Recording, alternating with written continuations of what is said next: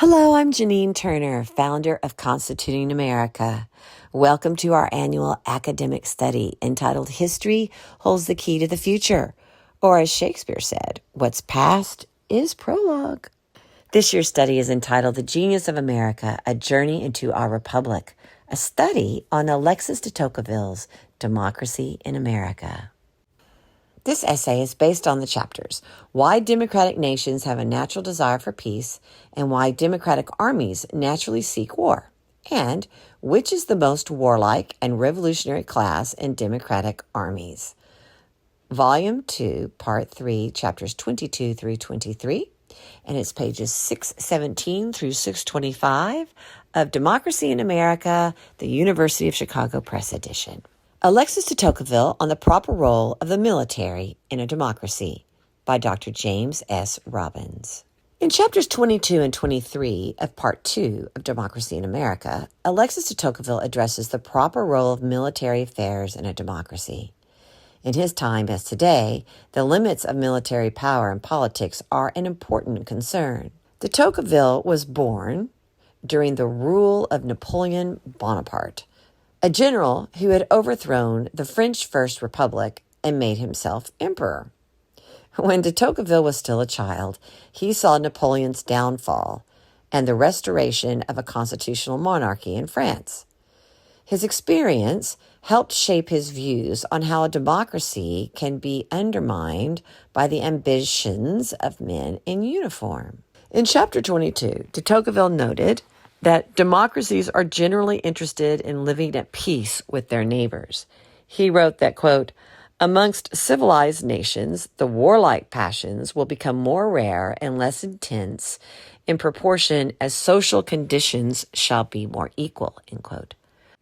Ideas such as this would later evolve into concepts like the democratic peace theory. An example, since democracies seldom go to war with each other, a more democratic world will necessarily be more stable and peaceful. However, since, quote, war is nevertheless an occurrence to which all nations are subject, end quote, even peaceful democratic nations, quote, must hold themselves in readiness to repel aggression, end quote, with some form of standing military force. This force can pose problems for democratic governments. De Tocqueville writes that in some cases, ambition among officers may create a desire to go to war to seek promotion through acts of valor. And while such wars may have advantages, they can also be dangerous. Wars can endanger freedom in democracies by increasing the power of government, and protracted wars in particular are a threat to maintaining liberty. Quote, there are two things which a democratic people will always find very difficult, de Tocqueville writes, to begin a war and to end it, end quote. In Chapter 23, de Tocqueville notes that these tendencies can be compounded by the character of democratic armies, which are fundamentally different from those in aristocracies. In aristocratic societies with their firm class divisions, officers are typically drawn from the nobility, who have important interest in maintaining the status quo. In democracies, officers often come from the middle or lower classes, who may have more ambition to improve their station in life. This ambition makes them more likely to support revolutionary changes that could improve their opportunities and status. As noted above, this may mean support for war as a vehicle for achieving fame, honor, and promotion, things which can be elusive in peacetime. The remedy for these challenges, de Tocqueville says, quote, is not to be found in the army itself, but in the country, end quote. That is, the citizen soldiers who make up the largest part of the military are also those who are most habituated to freedom and who want to maintain it. Upon them, the habits of the nation have the firmest hold, end quote, de Tocqueville writes. Through them, quote, it may be possible to infuse into a democratic army the love of freedom and the respect of rights, end quote, which reflect the country as a whole. The United States of the 1830s was less threatened than some European states by these power dynamics. De Tocqueville notes that America had the benefit of being removed from European affairs, bounded by vast oceans and having, with some exceptions, generally peaceful relations with its neighbors. This meant that the United States did not require a vast standing army to secure its borders. Only a small regular force was needed, and in time of emergency, the country could quickly mobilize the type of citizen militias that were most sympathetic to maintaining freedom.